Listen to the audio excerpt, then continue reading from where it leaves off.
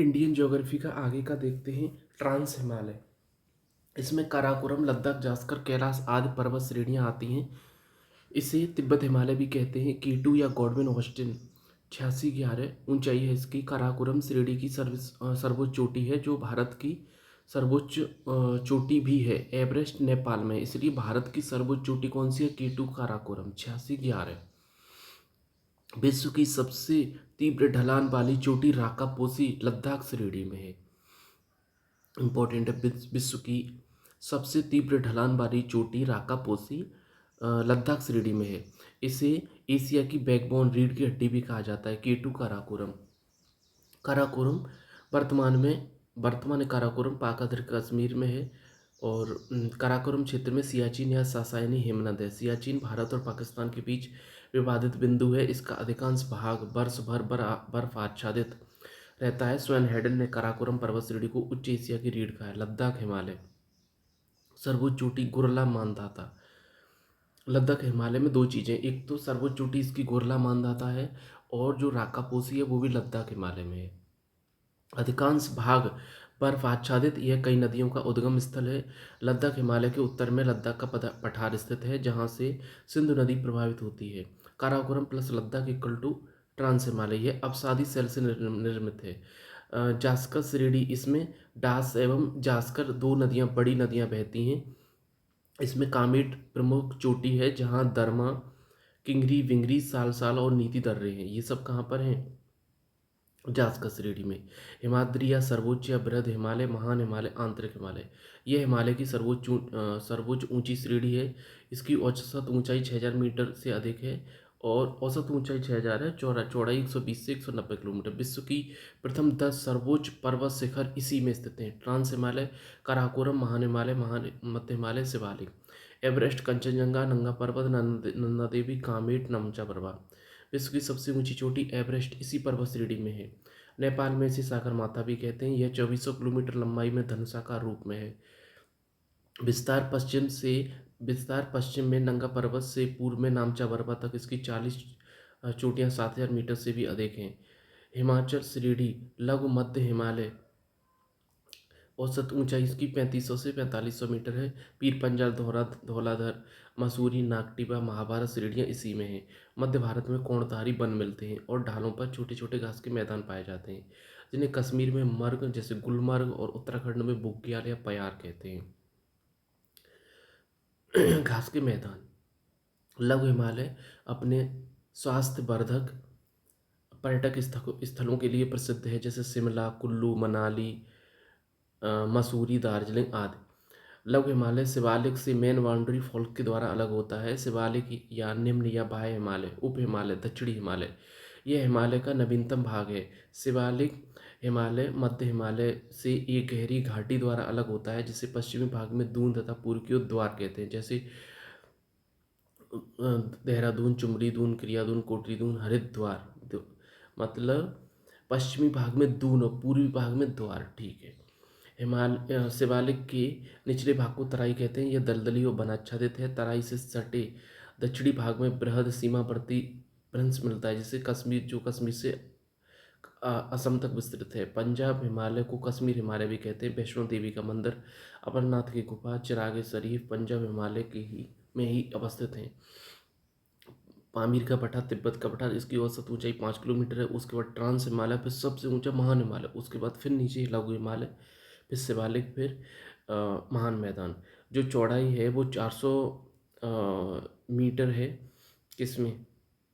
पश्चिम में। पूर्व में 200 रह जाती है, और लंबाई 2400 किलोमीटर है। हिमालय की प्रमुख चोटियाँ काराकोरम में केटू, सियाचिन, एलिंग, कंगरी, और जास्कर श्रेणी में कामेट, डास एवं जास्कर नदियाँ। बृहद हिमालय माउंट एवरेस्ट, कंचनजंगा, नंदा देवी, केदारनाथ, बद्रीनाथ, नंगा पर्वत। महाभारत मसूरी, धौलाधर, पीर पंजाल, शिमला, नैनीताल, रानीखेत, जहाँ दार्जिलिंग, अल्मोड़ा और डलहौजी। अब ये है, याद रखना है, सिंधु, सतलज, काली, तीस्ता, ब्रह्मपुत्र। सिंधु, सतलज, काली, तीस्ता, ब्रह्मपुत्र, और इनमें चलेंगे तो पंजाब या कश्मीर हिमालय, फिर कुमायूं हिमालय, फिर नेपाल हिमालय, फिर असम हिमालय। कश्मीर या पंजाब हिमालय, फिर कुमायूं हिमालय, फिर नेपाल हिमालय, फिर असम हिमालय। हिमालय का प्रादेशिक विभाजन। सर सिडनी बुरार्ड ने हिमालय का प्रादेशिक वर्गीकरण नदी घाटी के रूप में प्रस्तुत किया। कश्मीर या पंजाब हिमालय सिंधु घाटी से सतलज नदी तक। इसमें हिमाचल प्रदेश, जम्मू कश्मीर के पर्वतीय क्षेत्र आते हैं। हिमालय की सर्वाधिक चौड़ाई इसी भाग में पाई जाती है। इसका उत्तरी भाग निर्जल, ऊबड़ खाबड़, शुष्क, दक्षिणी ढाल अधिक कटे भटे सघन। कश्मीर हिमालय करेवा के लिए प्रसिद्ध है। करेवा हिमनद, चिकनी मिट्टी और दूसरे पदार्थों की हिमोड़ पर मोटी परत के रूप में जमा हुआ है। यह मिट्टी केसर एवं सेब के लिए उपयुक्त होती है। कश्मीर हिमालय में करेवा मिट्टी है जो केसर और सेब के लिए प्रसिद्ध है। कुमायूं हिमालय सतलज से काली नदी तक है, मुख्यतः उत्तराखंड और एचपी में है। इसका ऐसा अनुमान है कि प्राचीन काल में इस प्रदेश में कई झीलें थीं जिनके सूख जाने से यहाँ कुछ उपजाऊ भाग बने हैं। भागीरथी, अलकनंदा, यमुना नदियों का उद्गम स्थल है। माना और नीति दर्रों का यह भाग तिब्बत से जुड़ा है। नंदा देवी, कामेट, त्रिशूल, बद्रीनाथ, केदारनाथ, बंदरपूंछ ये सब हैं। और फूलों की घाटी, दूनिया, द्वार घाटियाँ इसी के अंदर हैं।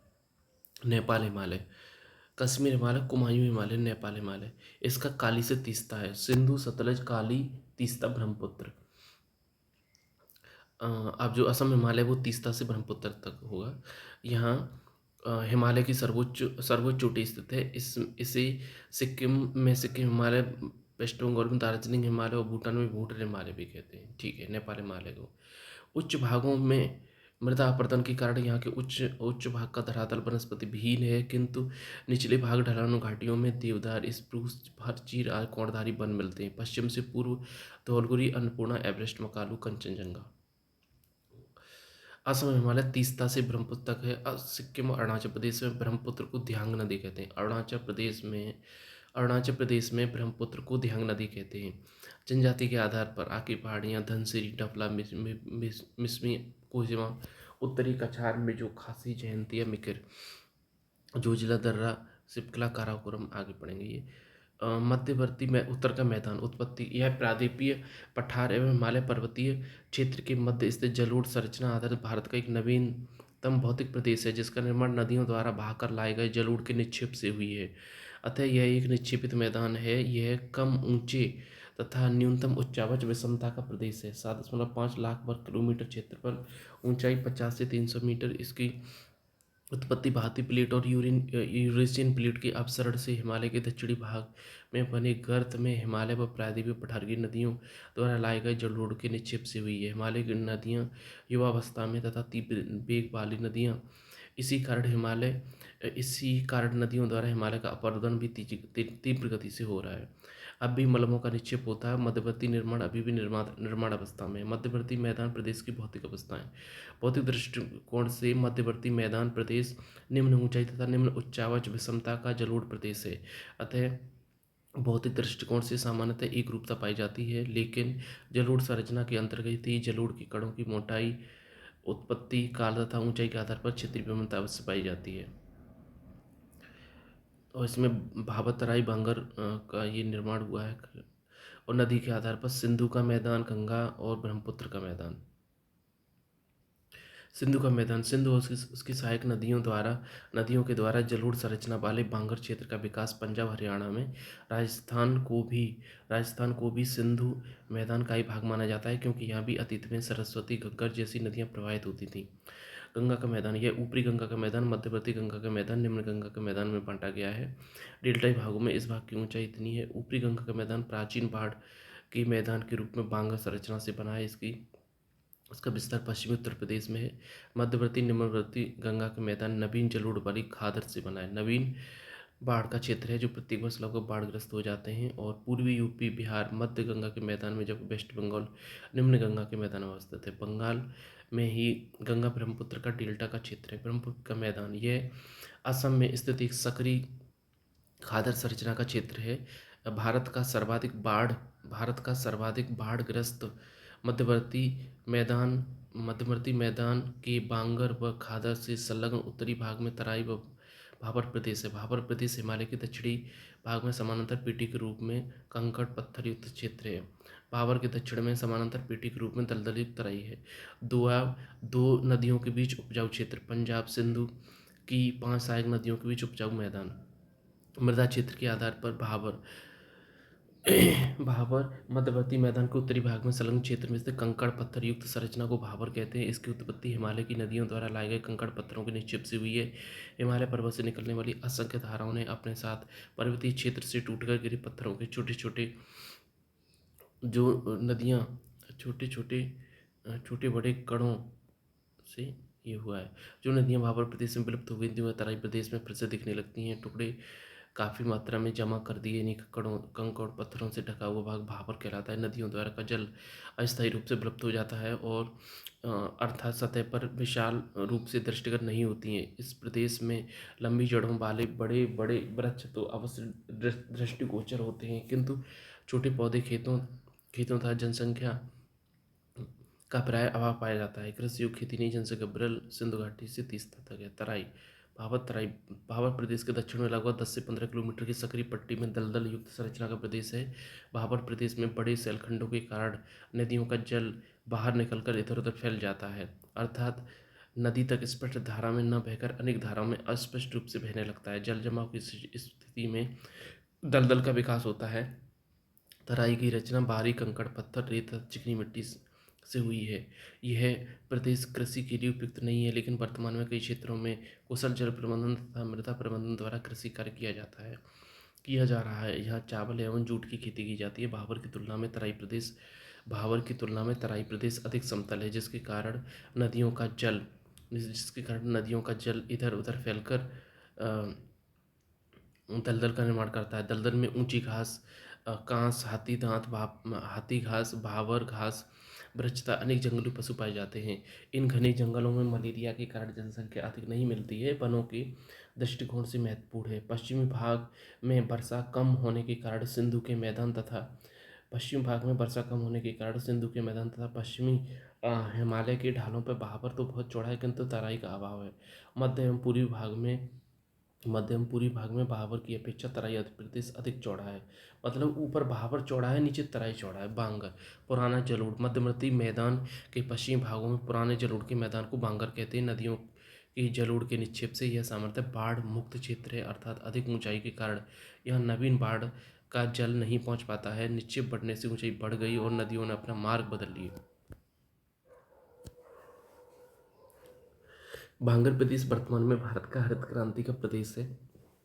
यह भारत का सर्वाधिक सिंचित प्रदेश है। इसका विस्तार पंजाब, हरियाणा, पश्चिमी यूपी के क्रम से सिंधु के मैदान और ऊपरी गंगा के मैदान में है। बांगर प्रदेश में कहीं कहीं अपरदन के कारण मृदा की ऊपरी मुलायम परत टूट गई है, जिससे ककरीली मिट्टी ऊपर उभर आई है, जिसे भूड़ कहते हैं। किंतु नदियों के बाढ़ का पानी अपेक्षाकृत अधिक ऊंचाई होने के कारण वह नहीं पहुंच पाता, इसलिए इसी भूड़ बन जाती है। इसलिए प्रतिवर्ष जलोढ़ मृदा का नवीनीकरण नहीं हो पाता, जैसा कि खादर प्रदेश में होता है। यही कारण है कि बांगर प्रदेश खादर प्रदेश की तुलना में कम उपजाऊ है। यह मध्यवर्ती मैदान का नवीन बाढ़ वाला क्षेत्र है, जिसकी उत्पत्ति नदियों द्वारा लाए गए नवीन जलोढ़ से हुई है। औसत ऊंचाई अपेक्षाकृत कम होने के कारण प्रदेश प्रत्येक वर्ष बाढ़ के प्रभाव में आ जाता है। अतः प्रत्येक वर्ष यहाँ नवीन जलोढ़ों का निक्षेप होता है। इसी कारण खादर प्रदेश बहुत ही उपजाऊ क्षेत्र है। यह अभी भी निर्माणाधीन अवस्था में है। मध्य एवं निम्न गंगा के मैदान तथा ब्रह्मपुत्र के मैदान के रूप में खादर का विस्तार पूर्वी यूपी और इसमें है। बांगर की तुलना में खादर अधिक उर्वर है, किंतु बाढ़ व सूखे की समस्या इसमें विकास में प्रमुख बाधा है। बांगर के मैदान का विस्तार यूपी में अधिक है, जबकि खादर बिहार और वेस्ट बंगाल में डेल्टाई प्रदेश। नदियाँ अपने मुहाने के पास जब कई धाराओं में विभक्त होकर समुद्र में गिरती हैं तो जलोढ़ के निक्षेप से एक बृहद स्थलाकृति का विकास होता है, जिसे डेल्टा कहते हैं। डेल्टा की विभिन्न आकृतियाँ हो सकती हैं। डेल्टा सागर के मुहाने पर एक ऐसा उच्च क्षेत्र होता है जिसमें समुद्र का पानी कभी नहीं मिल पाता है, जबकि ज्वारनदमुख में कोई निक्षेप नहीं मिलता है, जिससे सागर का पानी ज्वार के समय नदी में प्रवेश कर जाता है। भारत में स्थित गंगा ब्रह्मपुत्र का डेल्टा विश्व का सबसे बड़ा डेल्टा है, जिसकी स्थिति चापाकार है। और गंगा ब्रह्मपुत्र की डेल्टा का भी एक बड़ा भाग बांग्लादेश में ही है। और डेल्टा के ऊंचे उठे हुए भाग को चार तथा गहरे भाग को बील कहते हैं। ऊपर वाले भाग को क्या कहेंगे? चार तो गहरे भाग को क्या कहेंगे? बील। जब ऊपर उठाए तो 4 में मानव बस्तियाँ पाई जाती हैं और बील नीचे है, इसलिए बील में मछली पालन होता है। कहाँ? गंगा ब्रह्मपुत्र डेल्टा में। जूट और चावल की खेती के लिए डेल्टाई प्रदेश महत्वपूर्ण होता है। पैरा डेल्टा नदियों के दोआब और डेल्टा के मध्य के क्षेत्र को पैरा डेल्टा कहते हैं। ये आबकाशट का क्षेत्र है। नदियों के संयुक्त होने से नदी के वेग में वृद्धि के कारण अवरोधन में भी अंश मात्र की वृद्धि हो जाती है। दोआब दो नदियों के मध्यवर्ती क्षेत्र को दोआब कहते हैं। दोआब की उत्पत्ति मुख्यतः नदी व सहायक नदियों के मिलन क्षेत्र से पहले होती है। दोआब उर्वर क्षेत्र होते हैं और कृषि के लिए महत्वपूर्ण होते हैं। सिंधु व सहायक नदियों का दोआब प्रसिद्ध है। ये बांगर खादर को अलग करने वाली उच्च भूमि है जिसका निर्धारण समान ऊंचाई की रेखा से होता है, जिसे समुच्च रेखा या कंटूर लाइन कहते हैं। पश्चिमी पूर्वी यूपी बांगर व खादर के क्षेत्र हैं जिन्हें 100 मीटर की कंटूर लाइन अलग करती है। चो व चोस शिवालिक के दक्षिणी ढालों पर उतरती हुई बरसाती नदियों को चो कहते हैं। ऐसी नदियों द्वारा शिवालिक की ढाल पर उबड़ खाबड़ भूमि बन जाती है जिसे चोस भूमि कहते हैं। बांगर मृदा के क्षेत्र में अपक्षय की क्रिया द्वारा महीन मिट्टी के कण विस्थापित हो जाते हैं। फलते मोटे कणों कणों वाली बालू के ढेर कहीं कहीं दिखाई देते हैं जिसे भूड़ कहते हैं। धांस रे कल्लर ये सब ऐसा ही बनता रहेगा। मध्यवर्ती मैदान का महत्व। मध्यवर्ती मैदान भारत की ही नहीं वरन विश्व का सबसे अधिक उपजाऊ और घनी जनसंख्या वाला मैदान है। यह मैदान सिंधु गंगा ब्रह्मपुत्र तथा उसकी अनेक सहायक नदियों द्वारा लाए गए जलोढ़ के निक्षेप से बना है। इसी कारण यह अत्यधिक उपजाऊ है। अब देखो, विस्तृत दोआब जो है वो ब्यास सतलज के बीच में है। बाहरी दोआब है ब्यास और रावी के बीच में है। रेचना, रावी, चेनाब, चेनाब और झेलम। तो अब आप इधर से चलोगे तो सिंधु JCRBS है। तो JC मतलब झेलम और चेनाब के बीच में कौन सा है? झेलम चेनाब के चाज। तो पहले चाज JCRBS।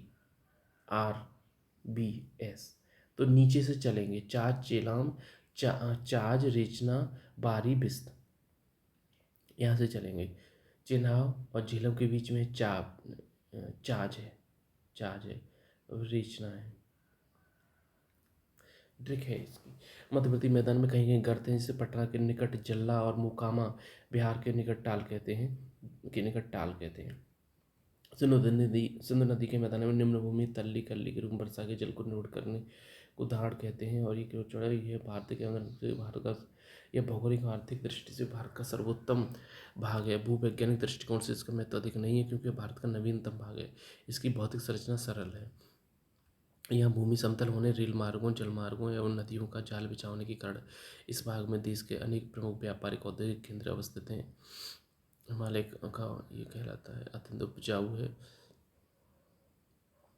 नदियाँ हैं वो कैसी हैं? सदा नीरा हैं। भारत का प्रायद्वीपीय पठार, पहले क्या था? प्रायद्वीपीय पठार था, उसके ऊपर दक्कन का पठार। दक्कन का पठार ऊपर से बना है, तीन ओर से जल से घिरा भूभाग प्रायद्वीप कहलाता है। भारत का प्रायद्वीपीय पठार गोंडमांडलैंड का हिस्सा है। बहुत पहले यह भाग अफ्रीका से टूटा था। प्रायद्वीपीय पठार विवर्तन की क्रिया से पूरी तरह स्थिर है। यही कारण है कि दक्षिण भारत में सामान्यतः बहुत कम भूकंप आते हैं। इसके उत्तरी पश्चिमी सिरे पर अरावली पहाड़ियाँ हैं तथा उत्तर पूर्वी सिरे पर राजमहल की पहाड़ियाँ हैं। ठीक है, दक्कन पठार के उत्तरी पश्चिमी पर अरावली है, उत्तर पूर्व पे कैसी कौन सी है? राजमहल है। दक्षिण में प्रायद्वीपीय का विस्तार कन्याकुमारी तक है। मेघालय का शिलोंग पठार, गारो खासी जयंतियाँ प्रायद्वीपीय पठार का ही पूर्व की ओर निकला हुआ भाग है। बीच का भाग अवतलित हो गया है और अवतलित भाग जैसे गंगा ब्रह्मपुत्र द्वारा लाए गए जलोढ़ के निक्षेप से मैदानी भाग का निर्माण हुआ है जहां आज बांग्लादेश स्थित है। राजमहल पहाड़ी और शिलोंग के पठार के बीच की गैप को मालदा गैप या राजमहल गारो गैप कहते हैं। पठार के दोनों ओर स्थित पश्चिमी घाट तथा पूर्वी घाट के किनारों पर समतल मैदान पाए जाते हैं जिनका निर्माण अरब सागर और बंगाल की खाड़ी में गिरने वाली नदियों द्वारा जलोढ़ के निक्षेप से हुई है। प्रायद्वीपीय पठार के नीचे अवतलित होने के कारण इसकी उत्तरी भाग की नदियां उत्तर की ओर झुकाव बहती हैं तथा दक्षिणी यमुना की सहायक बन जाती हैं। प्रायद्वीपीय पठार का उत्तरी ढाल उत्तर की ओर है अर्थात गंगा घाटी की तरफ। यही कारण है कि चंबल, बेतवा, सोन नदियां उत्तर की ओर प्रवाहित होती हुई गंगा और यमुना मिल जाती हैं। चंबल और बेतवा यमुना मिल जाती हैं और सोन गंगा मिल जाती है। सतपुड़ा पहाड़ी के दक्षिण में आता प्रायद्वीपीय पठार के दक्षिणी भाग का ढाल पूर्व की ओर है।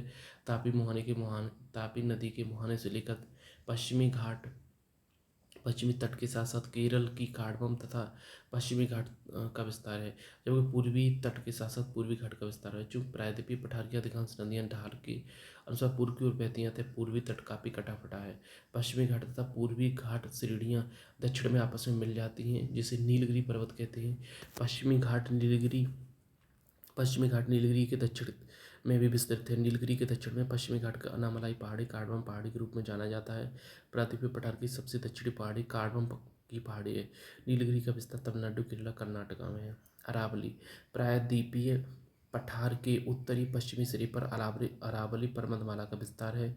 अरावली पर्वत गुजरात के पालनपुर से राजस्थान होते हुए दिल्ली के मजनू का टीला तक विस्तृत है। अरावली की लंबाई 800 किलोमीटर, अधिकतम लंबाई राजस्थान में है। दक्षिण राजस्थान में अरावली को जरगा की पहाड़ी के नाम से जाना जाता है। दिल्ली में अरावली को दिल्ली रिज पोद्दार पठार के नाम से जाना जाता है। अरावली का सर्वोच्च शिखर गुरु शिखर है, जो कि राजस्थान के माउंट आबू पर स्थित है। और जैनियों का प्रसिद्ध दिलवाड़ा जैन मंदिर है, 1722 मीटर ऊंचाई है। अरावली पर्वत विश्व का सबसे प्राचीन बलित पर्वत है, जो कि वर्तमान में दीर्घकालिक अपरदन क्रियाओं के कारण अवशिष्ट पर्वत के रूप में विद्यमान है। बनास नदी अरावली को पश्चिम से पूर्व की ओर पार करती है तथा चंबल नदी मिल जाती है। विंध्य पर्वत श्रेणी मालवा पठार के दक्षिण में स्थित है। ठीक है, मतलब पहले अरावली, फिर बीच में मालवा का पठार, फिर विंध्य। यह पूर्वी से एमपी में है। मालवा का पठार पूर्वी तरह से एमपी में है। इसके पूर्व में भांडेर और कैमूर, इसे पूर्व में भांडेर तथा भांडेर पहाड़ी तथा कैमूर पहाड़ी के नाम से जानते हैं। विंध्य के दक्षिण में नर्मदा भ्रंश घाटी में बहती है। विंध्य के दक्षिण में नर्मदा बहती है। उसके बाद सतपुड़ा है, फिर तापी है। ठीक है, अरावली, मालवा और विंध्य, नर्मदा, सतपुड़ा, तापी। इधर क्या है, कैमूर पहाड़ी पूर्व में। और दो जो नर्मदा और घाटी है, वो सतपुड़ा पर्वत ब्लॉक पर्वत है। दोनों तरफ नर्मदा और तापी बहती है। सतपुड़ा ब्लॉक पर्वत यह भारत का एकमात्र सतपुड़ा ब्लॉक पर्वत यह भारत का एकमात्र ब्लॉक पर्वत है। दो भ्रंश घाटियों के बीच सतपुड़ा पर्वत को ब्लॉक पर्वत कहते हैं। सतपुड़ा के उत्तर में नर्मदा भ्रंश घाटी है, जबकि दक्षिण में तापी भ्रंश घाटी है। सतमाला, अजंता, कपिलगढ़, महादेव, मैकाल। पश्चिम से पूर्व की ओर राजपीपला, महादेव, मैकाल। सतपुड़ा की सबसे ऊंची चोटी धूपगढ़ चोटी महादेव पर स्थित है। पंचमढ़ी हिल स्टेशन तथा पंचमढ़ी बायोस्फीयर रिजर्व धूपगढ़ चोटी के पास स्थित है। मैकाल पहाड़ी मध्य प्रदेश और छत्तीसगढ़ की सीमा बनाती है। मैकाल पहाड़ी, ठीक है, मतलब राजपीपला, महादेव, मैकाल। सतपुड़ा की सबसे ऊंची चोटी धूपगढ़ है, जो कहाँ पर है, महादेव पर है। सतपुड़ा की सबसे ऊंची चोटी धूपगढ़ है, जो महादेव पर स्थित है। और पंचमढ़ी हिल में स्टेशन कहाँ पर है, यह पंचमढ़ी बायोस्फीयर रिजर्व धूपगढ़ का है। महादेव की सर्वोच्च चोटी कौन सी है, धूपगढ़। धूपगढ़ क्या है, पंचमढ़ी है। मैकाल पहाड़ी मध्य प्रदेश छत्तीसगढ़ की सीमा बनाती है। मैकाल पहाड़ी की सबसे ऊंची चोटी अमरकंटक है, जहाँ से नर्मदा और सोम नदियाँ गिरती हैं। नर्मदा घाटी पश्चिम में अपना भ्रंश घाटी नर्मदा नदी पश्चिम में अपनी भ्रंश घाटी में बहती हुई खम्भाती की घाटी में गिरती है। और सोन नदी गंगा में मिल जाती है। सतपुड़ा पहाड़ी का विस्तार गुजरात, महाराष्ट्र और अधिकतर एमपी में है। अमरकंटक एमपी का सबसे ज़्यादा वर्षा प्राप्त करने वाला स्थान है, अतः इसे एमपी का चेरापूंजी भी कहते हैं। पश्चिमी घाट है, पश्चिमी तट है, ये पश्चिमी तटीय मैदान है, ये पश्चिमी घाट है। पश्चिमी घाट वस्तुतः पर्वत न होकर एक कगार अर्थात किनारा है। पश्चिमी घाट वस्तुतः पर्वत न होकर एक कगार अर्थात किनारा है। दूसरे शब्दों में प्रायद्वीपीय पठार का पश्चिमी सिरा अर्थात पश्चिमी घाट कगार है, जिसकी उत्पत्ति अफ्रीकी भूखंड के टूटने से हुई है। पश्चिमी घाट पर्वत प्रमाण है कि अपनी प्लेट भारतीय प्लेट से अलगा हुआ है। पश्चिमी घाट पर्वत क्रमबद्ध है, पूर्वी घाट की तरह टूटा फूटा नहीं है। पूर्वी घाट के अधिक टूटे फूटे होने के कारण प्रायद्वीपीय पठार की ढाल का पूर्व की ओर होना है, जिस कारण कृष्णा, कावेरी, महानदी गोदावरी जैसी अधिकांश नदियां पूर्व की ओर बहते हुए बंगाल की खाड़ी में गिरती हैं। इन नदियों ने पूर्वी घाट को जगह जगह काट दिया है। पश्चिमी घाट पर्वत तापी नदी के मुहाने से शुरू होकर दक्षिण के केप कमोरन कन्याकुमारी तक विस्तृत है। 1600 की लंबाई में यह पर्वत हिमालय के बाद 1600 किलोमीटर लंबाई में यह पर्वत हिमालय के बाद भारत का दूसरा सबसे लंबा पर्वत है। पश्चिमी घाट को सह्याद्री भी कहते हैं। यह नाम सह्याद्री विष्णुप्रयाग में दिया गया है। पश्चिमी घाट पर्वत सही मायनों में पर्वत न होकर प्रायद्वीपीय पठार, भारत के पठार का पश्चिमी भ्रंशकागार है। यह भ्रंशकागार इंडियन प्लेट के अफ्रीकन प्लेट से अलग होने से बना है। यही कारण है कि पश्चिमी घाट का पश्चिमी सिरा खड़े एवं तीव्र ढाल वाला है। उत्तरी सह्याद्री की सबसे ऊंची चोटी कालसुवाई है, जो महाराष्ट्र में स्थित है। कालसुवाई चोटी के दक्षिण में महाराष्ट्र में ही महाबलेश्वर चोटी है, जहाँ से कृष्णा नदी महाबलेश्वर चोटी से ही निकलकर पूर्व की ओर प्रवाहित होती है। ठीक है, बंगाल की खाड़ी में गिरती है। कृष्णा नदी महाबलेश्वर से निकलकर बंगाल की खाड़ी में गिरती है। कर्नाटक में पश्चिमी घाट में दो प्रमुख चोटियाँ हैं, कुद्रमुख और ब्रह्मपुत्र। कुद्रमुख और ब्रह्मगिरी से कावेरी नदी निकलती है। कर्नाटक में ब्रह्मगिरी चोटी से कावेरी नदी निकलती है और तमिलनाडु में बहते हुए बंगाल की खाड़ी में गिरती है। दक्षिण में पश्चिमी घाट पर्वत पूर्वी घाट पर्वत से नीलगिरी पर्वत के माध्यम से जुड़ा है। नीलगिरी पर्वत का विस्तार तमिलनाडु, केरल, कर्नाटक में है। नीलगिरी की सबसे ऊंची चोटी तोता बेटा है। नीलगिरी की सबसे ऊंची चोटी तोता बेटा है। यह दक्षिण भारत की दूसरी सबसे ऊंची चोटी है। प्रथम अन्नामलाई में है। प्रसिद्ध पर्यटन स्थल ऊटी या ऊटकमंड तमिलनाडु में नीलगिरी की पहाड़ियों पर स्थित है। केरल का प्रसिद्ध सदाबहार वन साइलेंट वैली भी नीलगिरी पहाड़ियों पर है। शांत घाटी वन अपनी जैव विविधता और घने जंगलों के लिए जाना जाता है। झींगुर नहीं मिलता है। नीलगिरी पर्वत के दक्षिण में एक पर्वतीय गैप है, जिसे पालघाट दर्रा के नाम से जाना जाता है। पालघाट को स्थानीय रूप से पलक्कड़ कहते हैं। पालघाट से ही होकर रेलमार्ग से तमिलनाडु जोड़ दिया गया है। दक्षिण में जिसका नाम अनाईमुड़ी। अब देखो, कालसुवाई है, महाराष्ट्र में कालसुवाई है, और महाराष्ट्र में मतलब पश्चिमी घाट है, उसके उत्तरी भाग की सबसे ऊंची चोटी कालसुवाई है। महाबलेश्वर से कृष्णा निकलती है। कर्नाटक में कुद्रेमुख और ब्रह्मगिरी है। ब्रह्मगिरी से कावेरी निकलती है। एक गांठ है अनाईमुड़ी गांठ, जिसमें उत्तर में अन्नामलाई, दक्षिण में काडमम और पूर्व में पालनी है। अन्नामलाई पहाड़ी की सबसे ऊंची चोटी अनाईमुड़ी है। काडमम पहाड़ी को दो नामों से जाना जाता है, इलायची या इलायमा है। कार्डमम पहाड़ी भारत की सबसे दक्षिणी पहाड़ी है। कार्डमम, ठीक है। अनाईमुड़ी चोटी के पूर्व में पालनी की पहाड़ी है। प्रत्येक प्रसिद्ध पर्यटक स्थल कोडाई कनाल तमिलनाडु में पालनी की पहाड़ी में स्थित है। अन्नामलाई तथा कार्डमम तमिलनाडु और केरल की सीमा पर स्थित है। पश्चिमी घाट पर्वत पर जगह जगह दर्रे पाए जाते हैं। इन दर्रों से पश्चिमी घाट को आर पार करने में मदद मिलती है। ठाकुर भानु प्रताप सिंह थालघाट, भोरघाट, पालघाट, स्वर्णकुट्टा। पूर्वी घाट पर्वत पश्चिमी घाट पर्वत की तरह क्रमबद्ध या निरंतर नहीं है, बल्कि ढाल के अनुसरण करते हुए बंगाल की खाड़ी में गिरने वाली नदियों द्वारा जगह जगह काटा गया है। जैसे गोदावरी, कृष्णा नदियों के बीच पूर्वी घाट पूरी तरह गायब है। यही कारण है कि पूर्वी घाट पर्वत की अलग अलग राज्यों में अलग अलग नाम से जाना जाता है। आंध्र प्रदेश में नल्लामलाई, पालकोंडा, बेलीकोंडा ये सब है। नीलगिरी सहित तमिलनाडु की पहाड़ियों पर चंदन एवं सावन के वृक्ष पाए जाते हैं।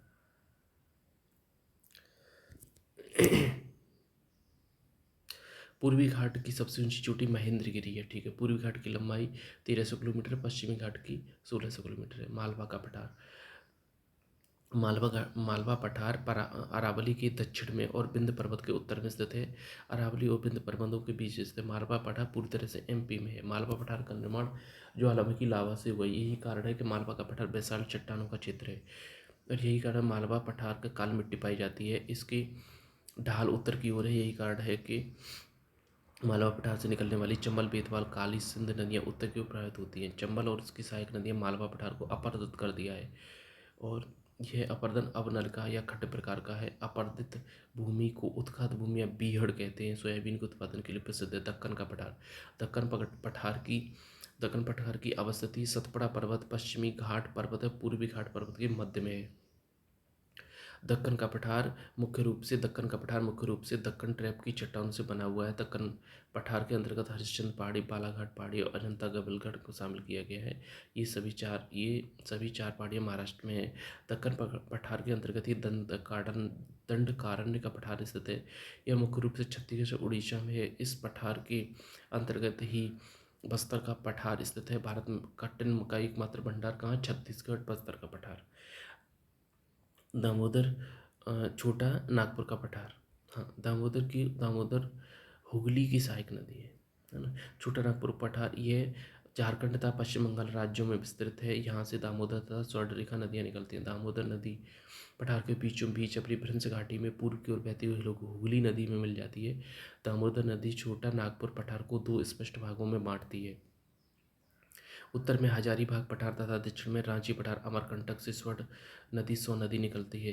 रांची का पठार भारत में संप्राय मैदान का उदाहरण है, अर्थात पठार का एक ऐसा मैदान जिसमें चट्टान या शिखर नहीं पाए जाते। नर्मदा तापी दामोदर भ्रंश घाटी में बहती हैं। स्वर्णरेखा नदी सीधे बंगाली खाड़ी में गिर जाती है। रांची स्वर्णरेखा नदी के तट पर स्थित है। छोटा नागपुर का पठार भारत में खनिजों की दृष्टि से सबसे महत्वपूर्ण है। यह कोयला लोहा यूरेनियम पाया जाता है। स्वर्ण नदी में सोने के छोटे छोटे कण मिलते हैं, अतः इसे स्वर्णरेखा नदी कहते हैं। इसलिए छोटा नागपुर पठार को भारत का रूर प्रदेश भी कहते हैं। रूर व राइन नदियों के बीच बीच जर्मनी में रूर प्रदेश स्थित है, जो खनिजों की दृष्टि से विश्व में अत्यंत समृद्ध माना जाता है। छोटा नागपुर पठार के उत्तर पूर्व में राजमहल की पहाड़ी है। इसमें अवस्थित मुख्य रूप से झारखंड है। जो राजमहल की पहाड़ी है मुख्यतः कहाँ? झारखंड में है।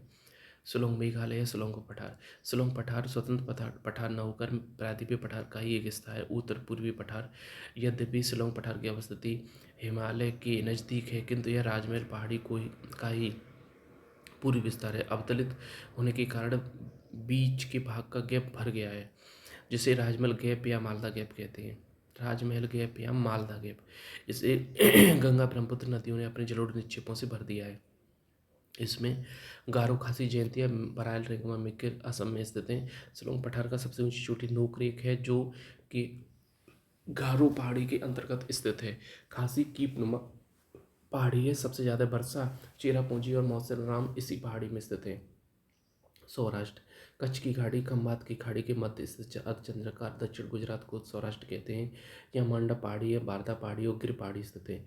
गुजरात का गिरी एकमात्र ऐसी जगह है जहाँ एशियाई शेर पाए जाते हैं। संभवतः ऐसा यह क्षेत्र अफ्रीका के सवाना से अलग हुआ है, जो कालांतर में अफ्रीकन प्लेट और भारतीय प्लेट के टूटने से अलग हो गया है। इसी कारण यहाँ गिरी में ही एशियाई शेर पाए जाते हैं। दक्कन का पठार पर पठार है, मतलब प्रायद्वीपीय पठार पर पठार है। दो भ्रंशों के बीच सतपुड़ा पर्वत है, ठीक है, और उन भ्रंशों में नर्मदा और तापी नदियां बहती हैं। उत्तरी पश्चिमी घाट की सबसे ऊंची चोटी खालसवाई है। द्वितीय दोदा बेटा है। पूर्वी घाट की सबसे ऊंची चोटी महेंद्रगिरी है। माउंट आबू अरावली पर स्थित है। सबसे ऊंची चोटी कौन सी है? माउंट आबू गुरु शिखर है, 1722। पश्चिमी घाट की सबसे ऊंची चोटी अनाईमुड़ी अन्नामलाई। पूर्वी एवं पश्चिमी तटवर्ती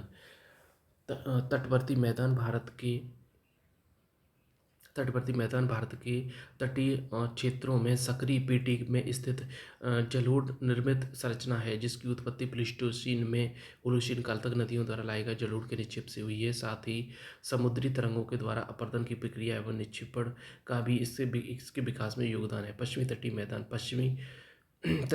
मैदान का विस्तार गुजरात से लेकर कन्याकुमारी तक है। पश्चिमी तटीय मैदान की सबसे अधिक चौड़ाई नर्मदा तापी नदी के मुहाने पर स्थित है। कोंकण कन्नड़ मालाबार या केरल। मालाबार तट का अधिकांश हिस्सा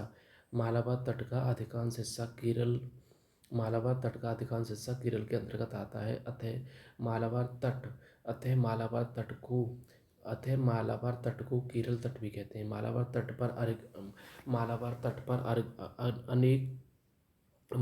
पर अनेक लैगून झील पाई जाती हैं।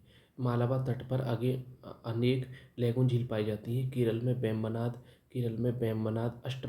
अष्टमुदी झील है। केरल में लैगून झीलों को स्थायी रूप से कायल कहते हैं। कोच्चि का बंदरगाह ऐसे ही अनूप परिस्थित है। पश्चिमी घाट का पश्चिमी भाग कगारनुमा तीव्र खड़ा है, इसलिए पश्चिमी घाट पर बहने वाली नदियां अपने तीव्र वेग के कारण अरब सागर में गिरते हुए डेल्टा का निर्माण नहीं करती हैं, बल्कि एस्चुरी का निर्माण करती हैं, जो कि गुजरात में नर्मदा, तापी, गोवा में मांडवी ज्वारी, कर्नाटक में शरावती, केरल में भरतपुजा, पेरियार डेल्टा का निर्माण न करके ज्वार नर्मद का निर्माण करती हैं। गुजरात में नर्मदा, तापी, गोवा, मांडवी ज्वारी, कर्नाटक में शरावती, केरल में भरतपुजा, पेरियार। भारत का सबसे ऊंचाई पर स्थित जलप्रपात जोगिया गरसोप्पा शरावती नदी पर मिलता है। पश्चिमी तटीय मैदान की चौड़ाई के कम होने के कारण का प्रमुख कारण यहाँ छोटी नदियों का गिरना है। पश्चिमी घाट की पूर्व में निकलने वाली नदियाँ तीव्र वेग से बहती हैं और ज्वारनद बनाती हैं।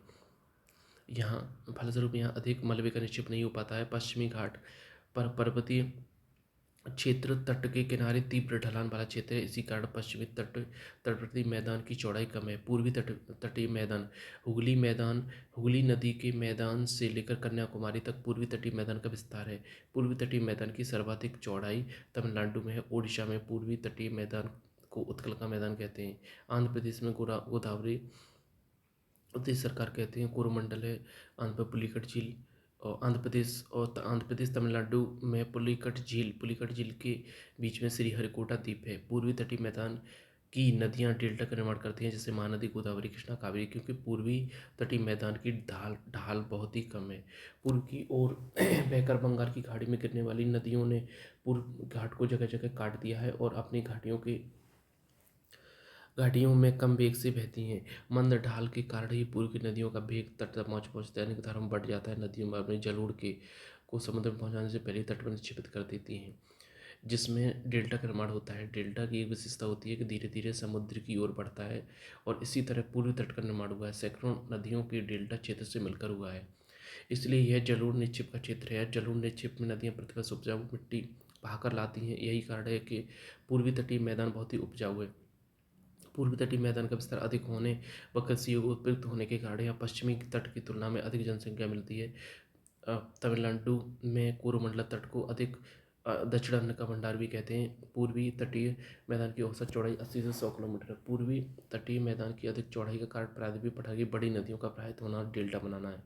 महानदी, गोदावरी, कृष्णा, कावेरी जैसी बड़ी नदियाँ अपने साथ बड़ी मात्रा में मलबा लाती हैं, जिसके निक्षेप से पूर्वी तटीय मैदान के रूप में चौड़े विस्तृत मैदान की उत्पत्ति हुई है। इसके अलावा प्रायद्वीपीय पठार की ढाल दक्षिण पूर्व की ओर है। इसी कारण पश्चिमी घाट के पश्चिमी भाग तथा सतपुड़ा के महादेव में पहाड़ियों से निकलने वाली नदियों का प्रवाह पूर्व की ओर है। इसके अलावा पूर्वी घाट की ओर ढाल अपेक्षाकृत मंद है, जिसके कारण नदियाँ व्यापक परिमाण में मलबों का निक्षेप करती हैं, जिसके फलस्वरूप पूर्वी तटीय मैदान अपेक्षाकृत चौड़ा है, जिसके पूर्व छोटे छोटे पर्वत हैं, उनके चौड़ाई में वृद्धि का प्रमुख कारण है। तटीय मैदान का आर्थिक महत्व पूर्वी एवं पश्चिमी तट पर उपजाऊ एवं चौड़े पर्वतों में चावल, गन्ना एवं नारियल की खेती होती है। मत्स्यन होता है, ठीक है। हाँ, पश्चिमी 13 बड़े बंदरगाह हैं और पश्चिमी तट पर केरल में मोनोजाइट रेत मिलता है, जिसमें थोरियम केरल तमिलनाडु दोनों में मोनोजाइट रेत मिलता है, जिसमें थोरियम और यूरेनियम मिलता है। बहुमूल्य खनिज है। दोनों क्षेत्रों के किनारे पर पेट्रोल प्राप्त करने पर संभव। गोदावरी, कावेरी की डेल्टा क्षेत्रों में खनिज तेल के पर्याप्त भंडार पाए जाते हैं। इनका तेजी से विद्युत प्रारंभ कर दिया। पूर्वी पश्चिमी तटों पर नमक बनाया जाता है। भारत के द्वीप अरब सागर के द्वीप समूह लक्षद्वीप कोरल से बने हैं और बंगाल की खाड़ी के द्वीप समूह अंडमान एवं निकोबार द्वीप समूह हिमालय का शेष भाग है। अंडमान निकोबार द्वीप समूह एक केंद्र शासित प्रदेश बंगाल की खाड़ी के दक्षिण में हिंद महासागर में स्थित है। कुल 572 लगभग छोटे बड़े द्वीप, सिर्फ कुछ ही लोगों का निवास है। राजधानी पोर्ट रिवे एक अंडमानी शहर है। अंडमान शब्द मलय भाषा के शब्द हनुमन से आया है, जो हिंदू देवता हनुमान के नाम का परिवर्तित रूप है। निकोबार मलय भाषा का शब्द जिसका अर्थ है नग्न लोगों की भूमि। इस द्वीप समूह के मूल निवासी जंगलों में रहते हैं तथा शिकार और मछलियां पकड़कर अपना गुजारा चलाते हैं। इसमें महाअंडमानी, जारवा, ओंगे, सेंटलीज, इसमें महाअंडमानी, ओंगे, जारवा, सेंटलीज नामक चार नीग्रोट जनजातियां रहती हैं। और जो निकोबार द्वीप समूह में निकोबारी और सोमपेन, ऊपर कौन सी रहती हैं? महाअंडमानी, जारवा, ओंगे, सेंटलीज, और नीचे निकोबारी और सोमपेन। निकोबारी और सोमपेन ऊपर रहती है महाअंडमानी, ओंगे, जारवा, सेंटलीज। ऊपर रहती है महाअंडमानी, ओंगे, जारवा, सेंटलीज, नीचे सेंटलीज हैं और नीचे सोमपेन है। दो मंगोलॉयड जातियां रहती हैं। चीन मंगोलिया से आए थे। केरल 10%, केवल 10% आबादी निकोबार द्वीप समूह रहती है। 10 डिग्री उत्तरी अक्षांश से उत्तर में स्थित द्वीप अंडमान द्वीप समूह कहलाते हैं और इसके दक्षिण में निकोबार, मतलब 10 डिग्री चैनल है, अंडमान निकोबार को आपस में बांटता है, अलग करता है। हिमालय पूर्व में जाकर दक्षिण की ओर मुड़ता है, जिसे म्यांमार में अराकानयोमा कहते हैं। अराकानयोमा पर्वत बंगाल की खाड़ी में जाकर डूब जाता है, लेकिन जगह जगह अराकानयोमा के पर्वत शिखर उठे हुए हैं जो पूर्व जो जो द्वीप के रूप में दिखाई देते हैं। यही अंडमान निकोबार द्वीप समूह है। अंडमान व निकोबार द्वीप समूह को ही मरकट द्वीप समूह सबसे ऊंची चोटी सैडल पीक है। उत्तरी अंडमान में बैरन अंडमान व निकोबार द्वीप समूह को ही मरकट द्वीप समूह कहते हैं। सबसे ऊंची चोटी सैडल पीक है उत्तरी अंडमान में। ठीक है। मध्य अंडमान में अंडमान निकोबार का सबसे बड़ा द्वीप है। दक्षिणी निकोबार पर राजधानी पोर्ट ब्लेयर है। 10 डिग्री चैनल लिटिल अंडमान और कार निकोबार के बीच। ग्रेट निकोबार में इंदिरा पॉइंट स्थित है। पिंगविलियन पॉइंट, अब देखो सबसे पहले कोको द्वीप है, कोको द्वीप है जो जिस पर म्यांमार का अधिकार है। फिर उत्तरी पर सैडल पीक है और उत्तरी पर सैडल पीक है सबसे ऊंची चोटी, और बीच वाले पे ये ज्वालामुखी पर्वत है। और मध्य है जो सबसे बड़ा है, उस पर सबसे बड़ा है बेरन आइलैंड है। दक्षिणी पे राजधानी पोर्ट ब्लेयर है। फिर लिटिल अंडमान है, फिर लिटिल अंडमान है, फिर लिटिल अंडमान सबसे नीचे है। उत्तरी, मध्य, दक्षिणी, लिटिल अंडमान 10 डिग्री, और कार निकोबार, लिटिल अंडमान और कार निकोबार, फिर ग्रेट निकोबार। अंडमान निकोबार के पूर्व में दो प्रमुख द्वीप है, नारकोंडम और बेरन आइलैंड। नारकोंडम द्वीप है एक शांत है, मृत ज्वालामुखी है, जबकि बेरन द्वीप एक सक्रिय ज्वालामुखी है। अंडमान के उत्तर में म्यांमार का कोको द्वीप है।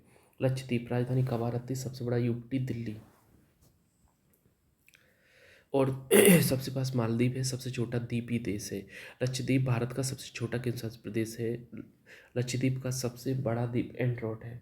यह एक प्रवाल द्वीप है। इसका निर्माण मूंगा चट्टानों CaCO3 से हुआ है। लक्षद्वीप के दक्षिण में मिनिकॉय द्वीप है। ये कुल द्वीप 36 है। यहाँ कोई नदी, ज्वालामुखी पर्वत नहीं है, यहाँ कोई जनजाति नहीं है, सदाबहार वन पाए जाते हैं। गंगा सागर और न्यू मोरे द्वीप हुगली नदी में है। गंगा सागर और न्यू मोरे द्वीप जो है वो हुगली नदी में मिलते हैं। उड़ीसा में ब्राह्मणी नदी पर व्हीलर द्वीप है। पुलिकट, श्री हरिकोटा द्वीप आंध्र प्रदेश के तट पर श्री हरिकोटा द्वीप है। यहाँ इसरो का लॉन्चिंग पैड है। पम्बन द्वीप तमिलनाडु के तट पर पम्बन द्वीप है, मन्नार की खाड़ी में स्थित है। पम्बन द्वीप पर ही रामेश्वरम स्थित है। पम्बन द्वीप का सबसे पूर्वी किनारा धनुषकोटी कहलाता है। धनुषकोटी से ही राम सेतु का प्रारंभ होता है। मन्नार की खाड़ी की स्थिति तमिलनाडु श्रीलंका के मध्य है।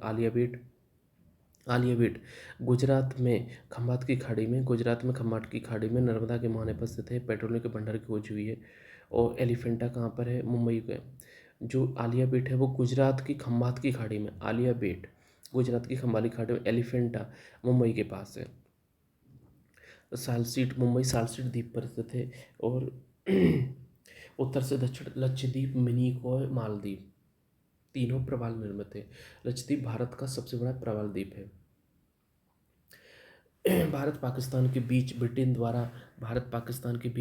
द्वारा अध्यारोपित सीमा रेड क्लिफ लाइन निर्धारण सेरिल रेडक्लिफ। भारत चीन के बीच मैकमोहन लाइन है निर्धारण 1994 में हेनरी मैकमोहन द्वारा। 1893 में डूरंड द्वारा अफगानिस्तान भारत सीमा का निर्माण पाक जलडमरू मद्रास प्रेसिडेंसी के गवर्नर रॉबर्ट पाक के नाम पर। भारत म्यांमार इरावदी नदी से अलग होते हैं। त्रिपुरा राज्य 3 तरफ से बांग्लादेश से घिरा है। प्रमुख दर्रे किसी पर्वत या पहाड़ी में स्थित निचला भाग जो 2 स्थलों, देशों या मार्गों को जोड़ता है। कश्मीरी बाज का पंजा बहुत जोशीला है, मतलब कश्मीर में बुर्जिल, काराकोरम, पीरपंजाल, बनिहाल और जोजिला, जोजिला जास्कर श्रेणी में है। भुजल या चांगला हिमालय पर बड़ी चक्री रहती है, मतलब हिमाचल प्रदेश में बाड़ालाचला दर्रा, सिपला दर्रा, रोहतांग दर्रा। और उत्तरी निशा मलानी उत्तर प्रदेश उत्तराखंड में नीति दर्रा, माना दर्रा, लिपुलेख दर्रा और सिकंदरनाथ जलवीला। सिक्किम में नाथुला दर्रा, जालेपला दर्रा। अरुण यांगडिक बम डिफ्यूज करो, मतलब अरुणाचल प्रदेश में यांगबाप दर्रा दर्रा और बोमडला दर्रा। बोमडिला दर्रा को बोमला दर्रा भी कहते हैं। दिपू दर्रा, दिपू या सिला दर्रा। मणि तुझे मिला, मणिपुर में तुझी दर्रा। काराकोरम दर्रा सबसे ऊंचे दर्रों में से एक है। काराकोरम दर्रा सबसे ऊंची दर्रों में से एक है। भारत का सबसे ऊंचा दर्रा यांगजी दीवान है। बुर्जिल दर्रा श्रीनगर को गिलगित से जोड़ता है। मतलब सबसे पहले इधर पड़ेगा, देखो यहाँ पे सबसे पहले यहाँ पड़ेगा जम्मू। जम्मू से श्रीनगर सभी चले जाते हैं, मतलब ठीक है, सब लोग क्या कर लेंगे, बनिहाल कर लेंगे। बनिहाल घूम रहे हैं, बनिहाल कर रहे हैं। और श्रीनगर से गिलगित जो वही जाएगा जो बुर्जिल करेगा। बुर्जिल मतलब जो मतलब वो कौन जाएगा भाई, बुर्जिल लोग ही जाएंगे। और इधर तो चले जाएंगे, मतलब श्रीनगर से लेह जा रहे हैं तो वो जोशीला है, वो जोश मतलब जोश करे। उधर बुर्जिल करोगे, इधर जोश करोगे। और लेह से मंडी आओगे तो फिर बहुत बड़ा नाम है, बाड़ालाचला दर्रा।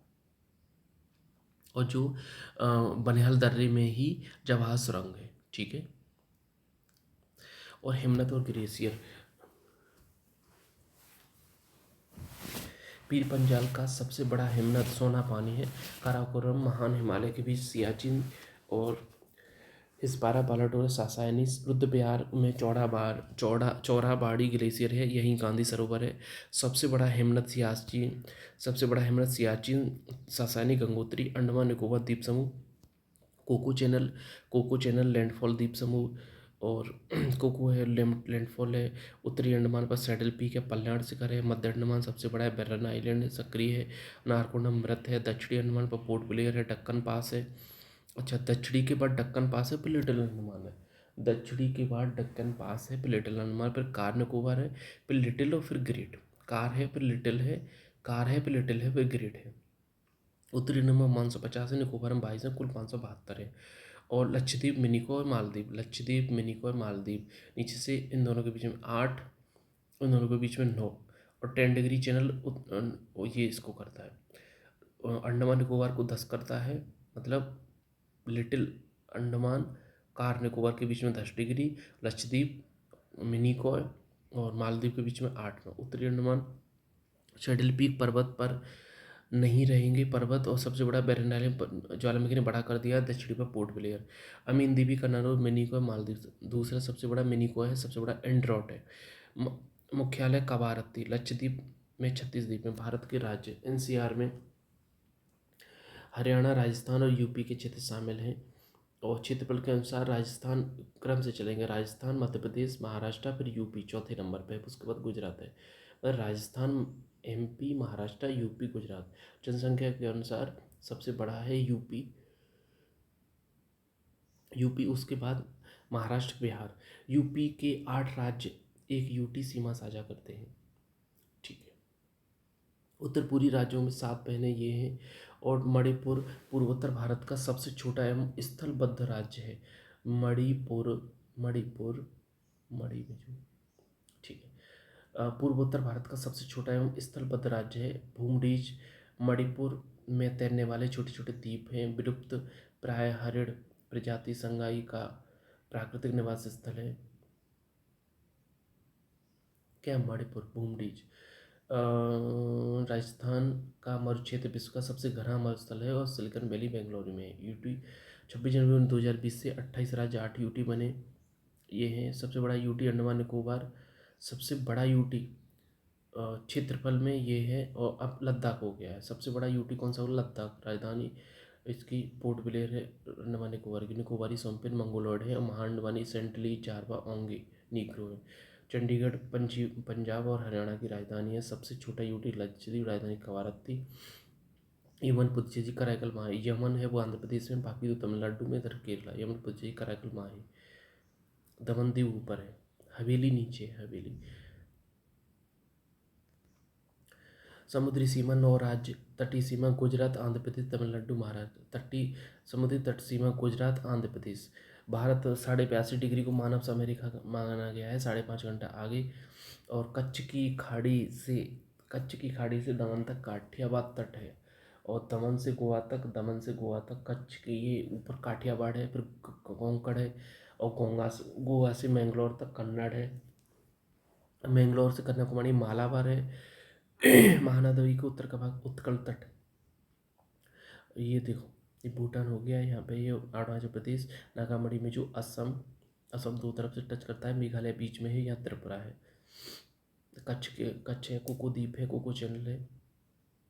उत्तरी आदम ब्रिज है, राम सेतु, पवन द्वीप, श्रीलंका, रामेश्वरम तक है। महानदी के डेल्टा से पुलिकट मैदान तक उत्तरी सरका तट है। पुलिकट झील से कन्याकुमारी तक कोडोमंडल है। और मिनिको है, मालदीव 8 डिग्री चैनल है, ठीक है। और ग्रेट निकोबार सुमात्रा के बीच ग्रेट चैनल है। ग्रेट निकोबार और सुमात्रा के बीच में ग्रेट चैनल है। भारत अवस्थित उत्तर पूर्वी गोलार्ध में 32,87,263। भारत में जनसंख्या 17.5%। विश्व का 7वां क्षेत्र की दृष्टि से 2.4%। रूस, कनाडा, यूएसए, चीन, ब्राजील, ऑस्ट्रेलिया।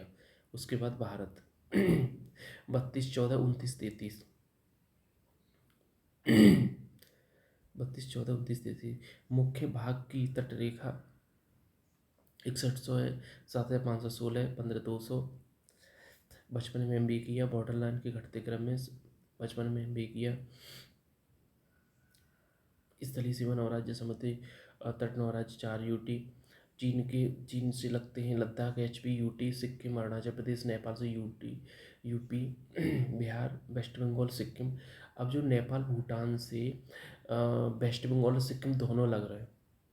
नेपाल और भूटान से वेस्ट बंगाल, सिक्किम दोनों लग रहे हैं।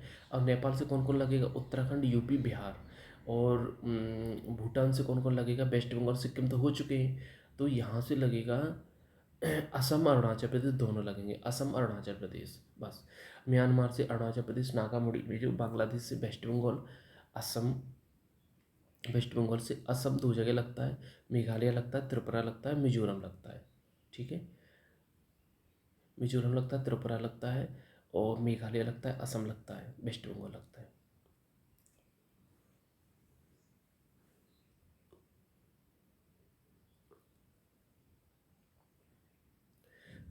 समुद्री तट रेखा है गुजरात, एपी, गुजरात की है, फिर एपी, तमिलनाडु, गुजरात, एपी, तमिलनाडु, महाराष्ट्र। गुजरात, फिर एपी, तमिलनाडु, महाराष्ट्र। भारत के द्वीप, न्यू मोरे द्वीप। इसकी उत्पत्ति बांग्लादेश के निर्माण के पश्चात हुई। आधिपत्य को लेकर बांग्लादेश भारत के मध्य विवाद का विषय है। भारत से पूर्व भाषा के नाम से जानता है। बांग्लादेश में तलपरी कहते हैं। विगत मानसून सत्र के दौरान यह जलमग्न हो गया। सागर द्वीप, यह गंगा ब्रह्मपुत्र की डेल्टा में बसा है। हरिकोटा, पुलिकट में अवस्थित छोटा द्वीप और रॉकेट प्रक्षेपण केंद्र, ठीक है। थुम्बा, तिरुवनंतपुरम में स्थित निकट है। रॉकेट बेलिंगटन, आलिवेट, बेलिंगटन, कोच्चि, तिरुवनंतपुरम, थुम्बा। सालसेट, बसीन, मुंबई। अलीगढ़, खालीगढ़, ये नर्मदा नदी को वहाँ पर स्थित हैं। दोनों जाल में दीव, माजुली ब्रह्मपुत्र नदी पर है। द्वीप समूह हो चुके हैं। पडलिया, हमने अराकोनियम, कैल्शियम, मिनिको 8-9, ठीक है। मिनिको 8-9 देख लिया। काराकोरम, लद्दाख, जस्कर, पीर पंजाल, मानसरोवर, सतलज, सिपकल देख लिए। ये झेलम नदी पिनिपेक झील से निकलती है, ठीक है। नंगा पर्वत कीटू, मशीरपुरम, घसीरपुरम। एम पहले था मशीरपुरम, घसीरपुरम। अब यहाँ पे उत्तराखंड में कामेट, नंदा देवी, नंदाकोट। नेपाल में मिलेंगी आपको धौलगिरी, अन्नपूर्णा, मंसालू, एवरेस्ट, मकालू, कंचनजंगा, मकालू। धौलगिरी, अन्नपूर्णा, मंसालू, गौरीशंकर, एवरेस्ट, मकालू। धौलगिरी, अन्नपूर्णा, मंसालू,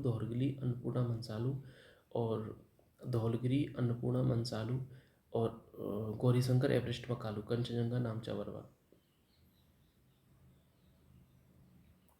डबला मिरी, अबोर, मिसमी, पटकाई बुम, नागामणि, मिजो, गारो, खासी, जयंतिया, बरार, रेंगमा, मिकिर।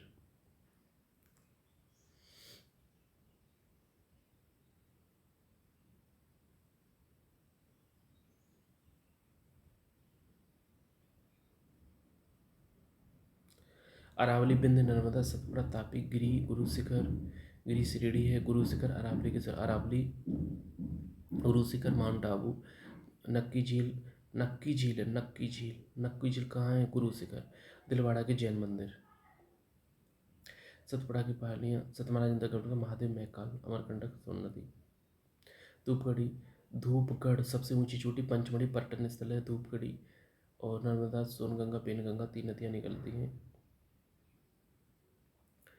कोनरोड, मोहो, CMRGL बस।